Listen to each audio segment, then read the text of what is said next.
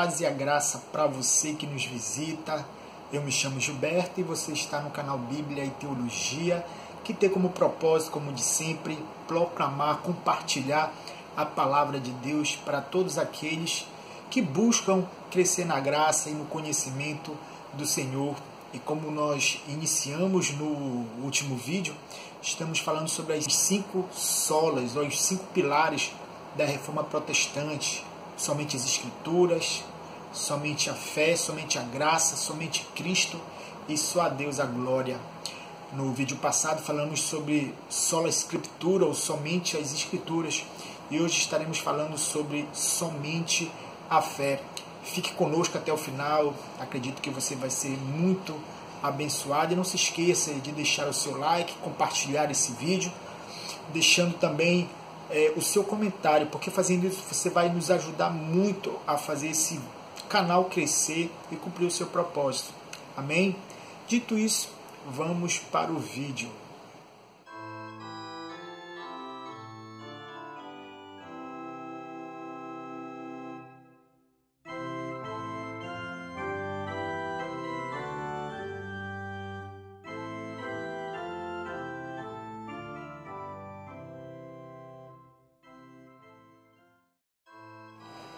Primeiramente, devemos sempre nos lembrar que a Reforma Protestante foi um movimento eclesiástico, teológico, político e cultural dos séculos XVI e XVII, a qual foi uma reação contra os erros da Igreja Católica Romana e do Sacro Império Romano. Com o término do período das trevas, onde uma mortalha havia coberto o mundo ocidental, a luz do Evangelho ficou obscurecida por trevas espirituais. Entretanto, na Genebra de João Calvino, o lema da reforma, que era "depois das trevas a luz", ressoou com esperança e alegria. No vídeo passado, demos início ao estudo das 5 solas. Como eu falei anteriormente, falamos sobre a importância da sola Escritura, ou somente as Escrituras, como regra suprema de fé e prática para todos aqueles que são verdadeiramente cristãos. A proclamação das Sagradas Escrituras é o meio pelo qual Deus usa para trazer os homens ao arrependimento e à salvação. E isso através da fé, como Paulo escreveu em Romanos capítulo 10, versículo 17. De sorte que a fé é pelo ouvir, e o ouvir pela palavra de Deus. Por isso, hoje estaremos falando sobre o segundo pilar da Reforma Protestante, sola fide, ou somente a fé. Sola fide é a resposta para a seguinte pergunta: como pode o homem pecador se apresentar diante de um Deus santo e justo? Esse era o dilema também do reformador Lutero. O monge agostiniano sofria de uma profunda consciência do pecado em si, a ponto de constantemente ir ao confessionário, e isso várias vezes ao dia. A ideia de um Deus que pune pecadores, cuja justiça santa esmagava a sua alma, que buscava a aceitação de Deus por meio de diversos tipos de penitência, o deixava insatisfeito com Deus, a ponto de confessar que não o amava, mas o odiava. Porém, ao estudar a Epístola de Romanos, Lutero foi sacudido como um terremoto divino que afetou as suas bases de pensamentos de méritos e obras. Foi precisamente em Romanos capítulo 1, 16 e 17, que a alma aflita de Lutero foi iluminada com a luz do Evangelho de Cristo. Pois ele leu assim: pois não me envergonho do Evangelho, porque é o poder de Deus para a salvação de todo aquele que crê, primeiro do judeu e também do grego, visto que a justiça de Deus se revela no Evangelho, de fé em fé, como está escrito: o justo viverá pela fé. Nos tempos de Lutero, de acordo com os ensinamentos da Igreja Católica, a Igreja tinha custódia dos tesouros do mérito, que são adquiridos pelos grandes santos que haviam excedido as boas obras necessárias para a sua salvação. Esse excesso de mérito se tornava uma fonte do qual a Igreja poderia distribuir méritos aos que estavam deficientes. E a indulgência se tornou o meio pelo qual os pecadores necessitados poderiam obter méritos dessa tesouraria. Nos anos de 1460 a 1470, o Papa da época declarou que os benefícios obtidos através das indulgências poderia ser transferidos para os cristãos que haviam ido para o purgatório. O monge dominicano alemão Johann Tetzel foi o personagem mais famoso no que diz respeito às indulgências. Foi precisamente pelo abuso das indulgências no início de 1500 que levou Lutero a fixar as 95 teses.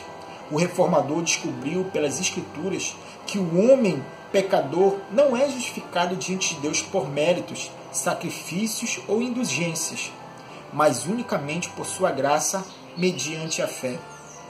Não obstante, devemos ter cuidado de não achar que a fé é um fim em si mesmo. Fé por fé.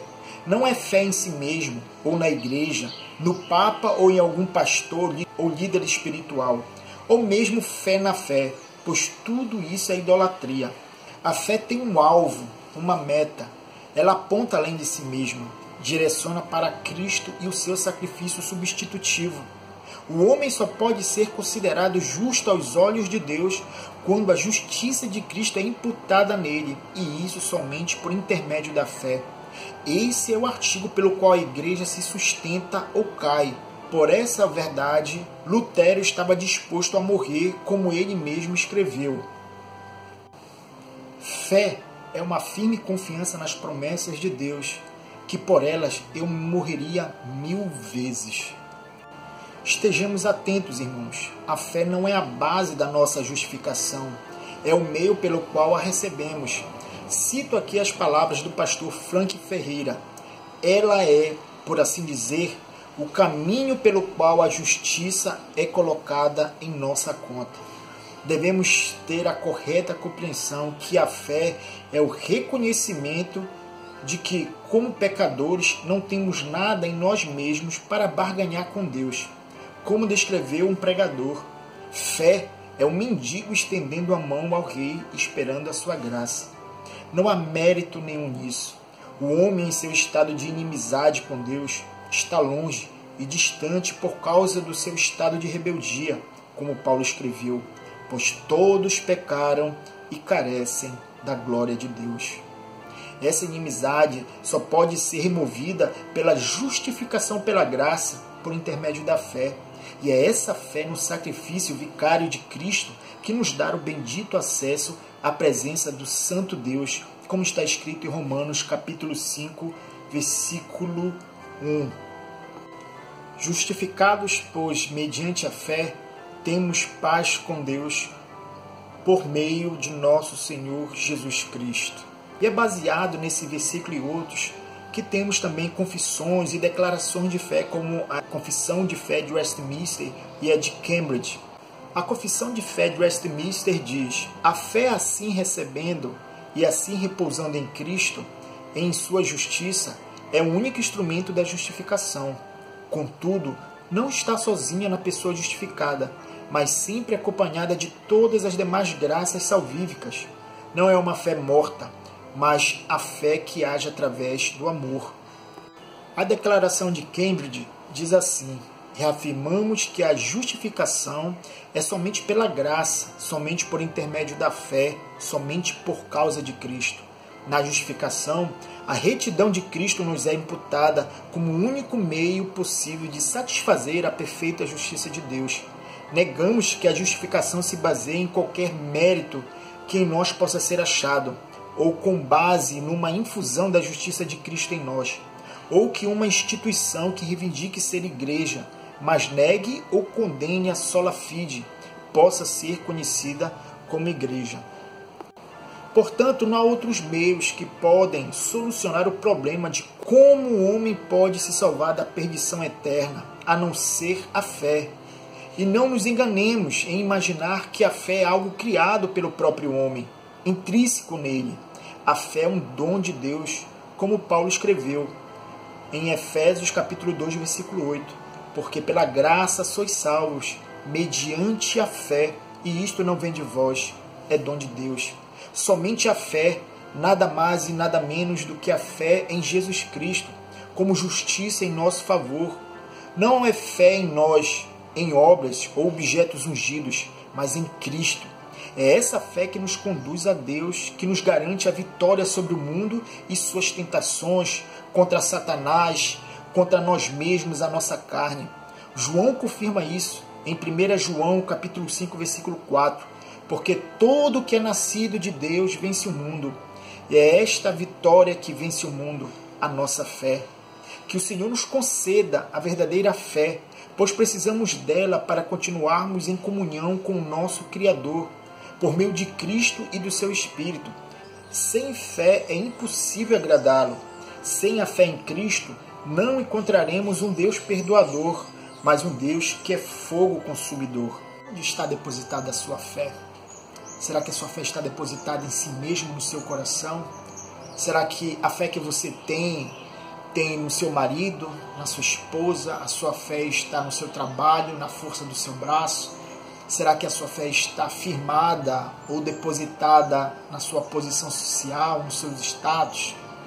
Eu não sei onde é que está depositada a tua fé, mas eu quero te dizer que se a sua fé não está em Cristo, se a sua fé não aponta para Cristo, é com tristeza que eu digo, você está em um estado de inimizade com Deus. Somente a fé em Cristo pode trazer um novo relacionamento com Deus. É a fé em Cristo que abre as portas para o templo, para o trono de Deus, para que eu possa estar diante da sua presença. É pela fé em Cristo que eu sou perdoado. É pela fé em Cristo que eu sou visto por Deus como justo, porque Ele imputa a justiça de Cristo a nós. Que Deus te abençoe, que Deus te guarde, que você tenha uma semana abençoada, que você venha buscar a estar em conformidade com a palavra de Deus, submisso à sua vontade, e que através da palavra, a fé verdadeira, a fé salvífica, a fé em Cristo, em nenhum outro lugar, em nenhuma outra pessoa, somente em Cristo, aquele que é o caminho, a verdade e a vida.